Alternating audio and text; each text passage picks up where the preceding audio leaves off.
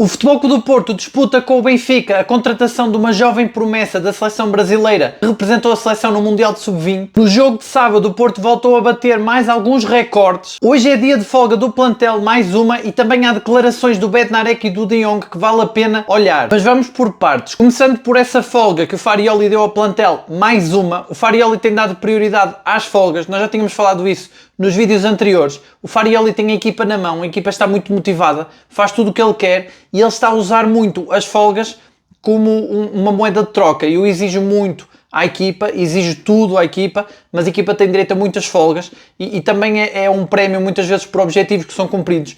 Eu acho que mais uma vez o Porto não ter sofrido golos é mais um dos objetivos. Nós não temos acesso, não sabemos exatamente quais são os objetivos desta equipa, mas sabemos que pelo menos manter a baliza a zeros é um objetivo que foi cumprido mais uma vez e, portanto, mais uma folga. O Farioli realmente surpreende com tantas folgas, mas tem resultado, a equipa tem estado fresca, tem tido até menos lesões e tem jogado sempre muito motivado, os jogadores fazem o que ele quer. No jogo da Taça ele surpreendeu ao jogar com os titulares, para eles também recuperarem o ritmo e para voltarem a jogar juntos depois das seleções. Ele utilizou aquele jogo um bocado como se fosse um jogo amigável, como fez com o Lourosa, desta vez aproveitou o jogo da Taça.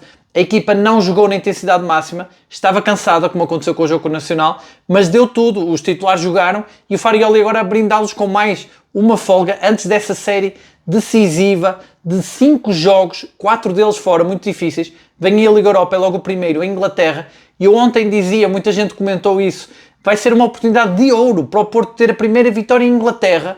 O Porto nunca ganhou em Inglaterra, eu acho que mais uma vez isto é um fator psicológico. O Porto já ganhou em Espanha, já ganhou na Alemanha, em Itália, em todos os países que têm grandes ligas e grandes equipas, mas a Inglaterra nunca ganhou, já esteve perto, é verdade. Eu lembro-me, por exemplo, assim de cor, do jogo do Mourinho em 2004, que o Porto empatou com o Manchester e passou à fase seguinte, também só precisava do empate, o gol do Costinha no último minuto. Que grande gol, que grande memória que nos traz. Portanto, a Inglaterra pode não ter vitórias, mas tem grandes memórias. Lembro-me também de um empate a 2 com o Manchester United.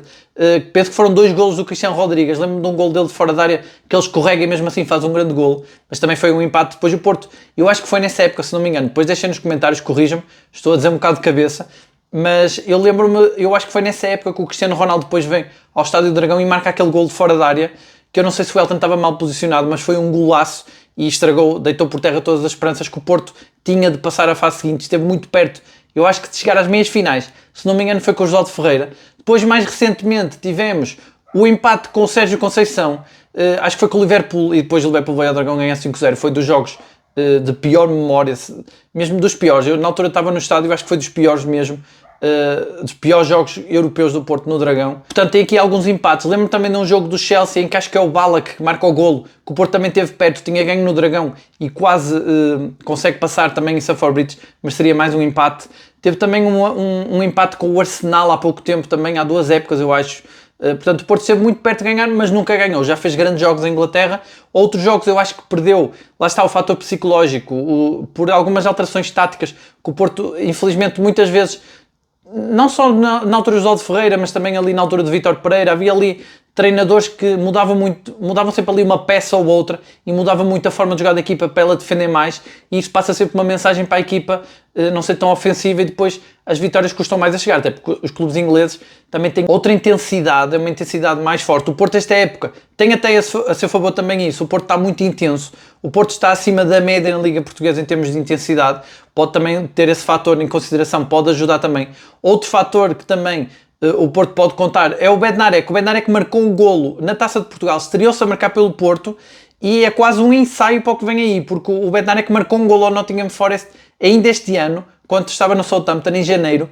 Portanto, o Bednarek sabe que é marcar o Nottingham Forest, é mais uma oportunidade aqui.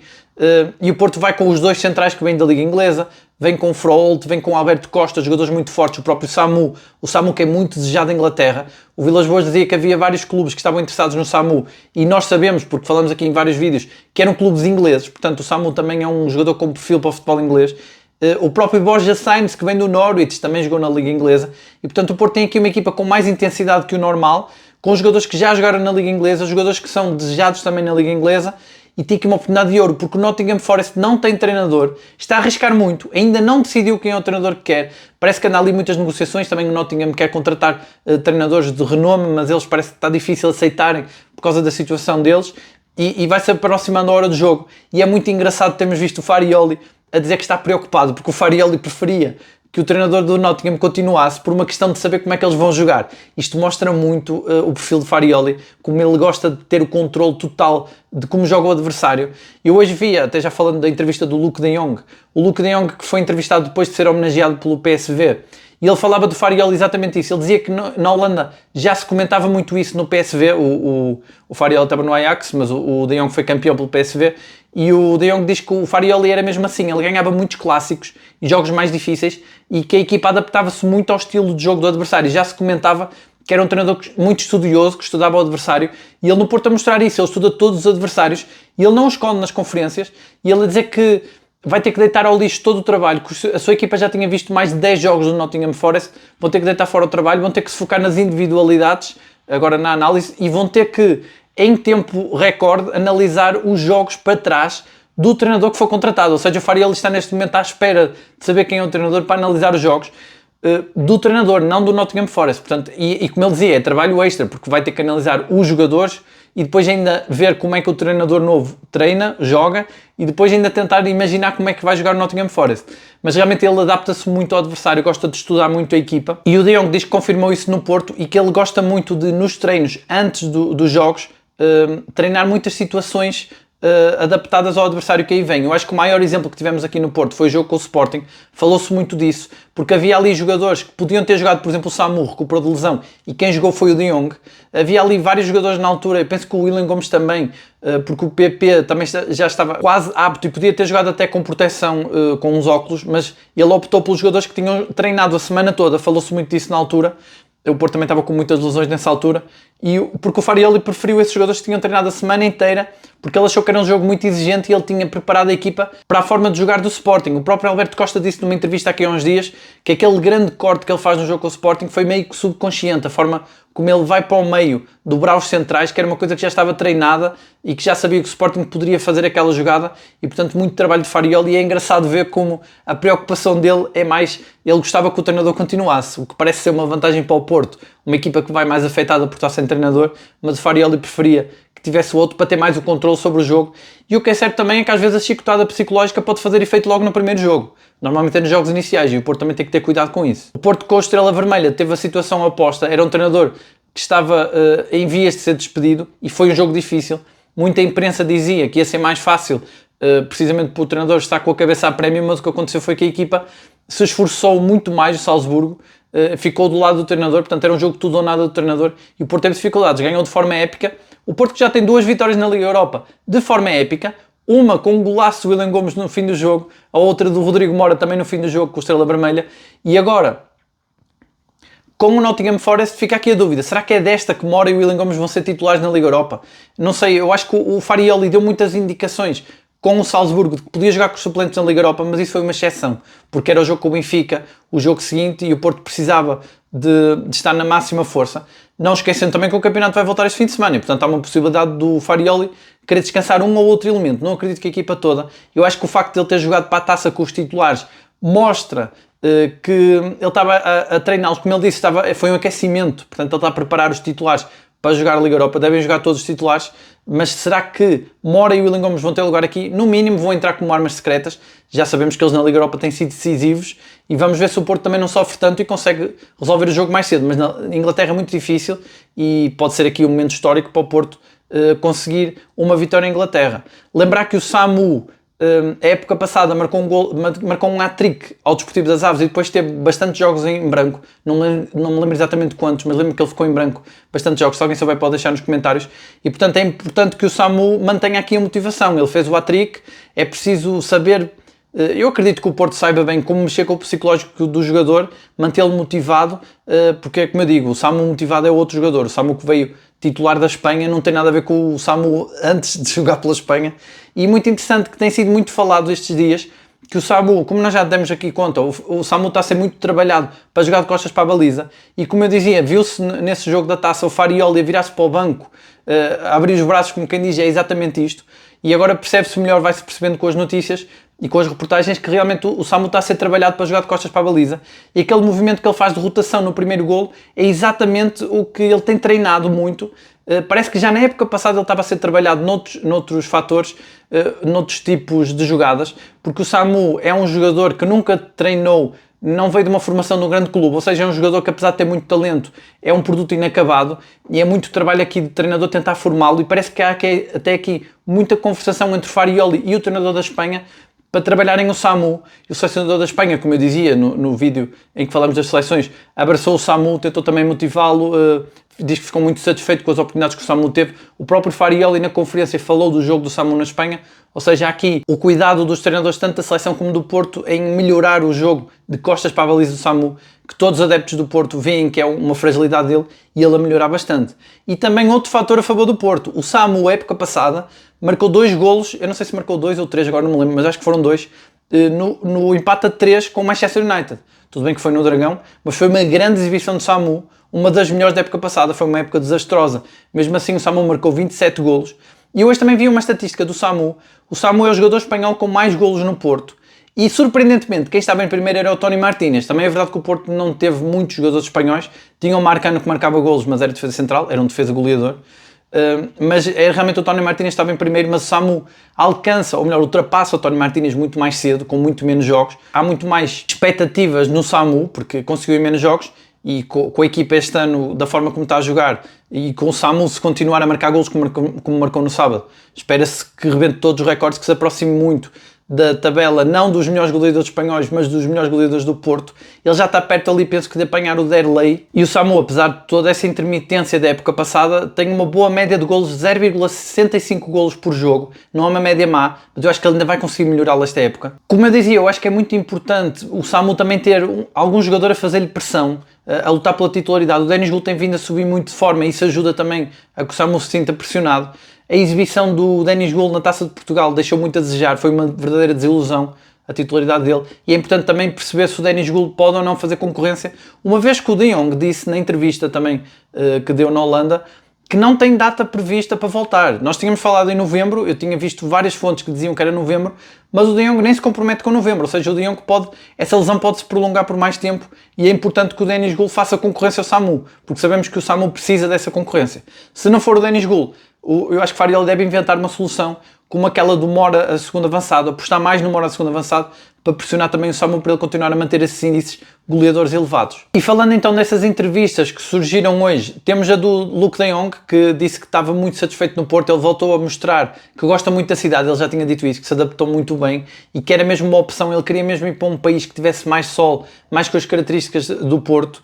E ele a dizer que não vai mais jogar no PSV, mas é impressionante a homenagem que ele recebeu, foi uma grande homenagem. Ele está no Passeio da Fama, é o primeiro jogador ainda em atividade que recebe uma homenagem destas no PSV, portanto a mostrar a qualidade que ele tem e o peso que ele tem na história do clube.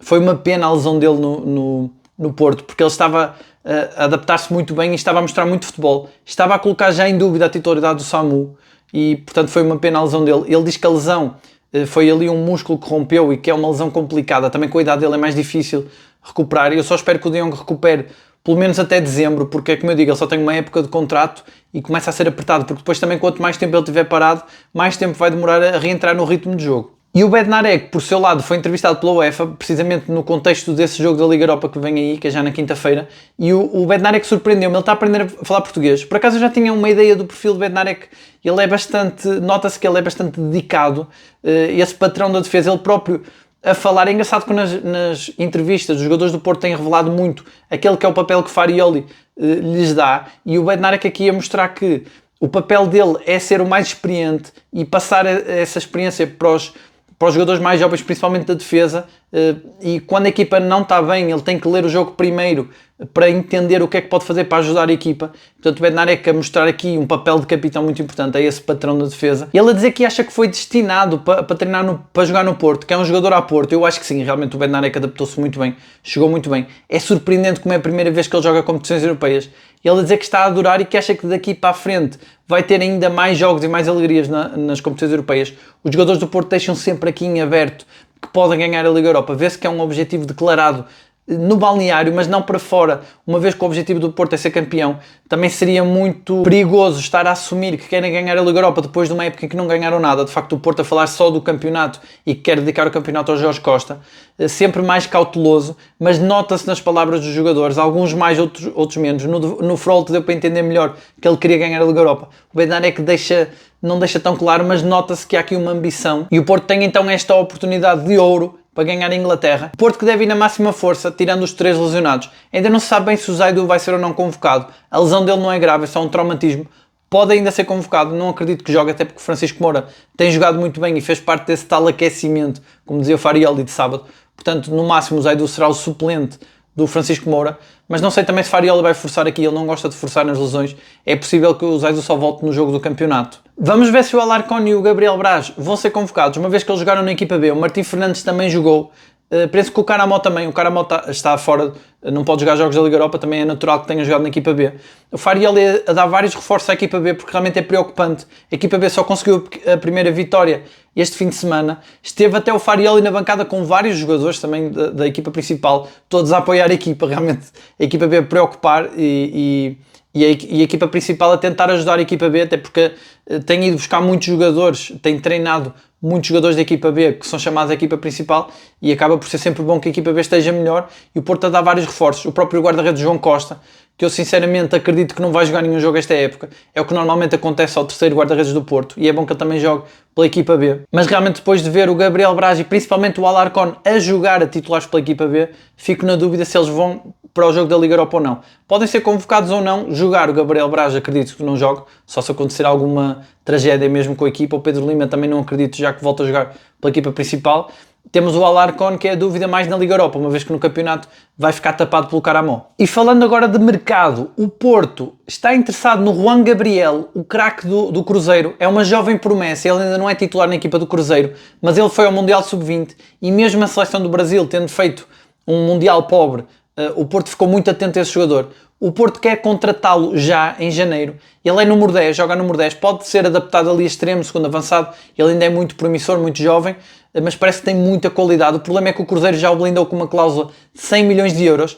E eu agora, puxando um bocado o filme atrás, se nos recordarmos daqueles vídeos em que analisamos as declarações do Vilas Boas na semana passada, ele lamentou o facto do futebol brasileiro estar muito inflacionado e jogadores que antigamente jogavam no Porto e no Benfica agora vão diretamente para o Chelsea e Real Madrid, e que isso prejudica não só o crescimento dos jogadores, mas também prejudica a qualidade do futebol português.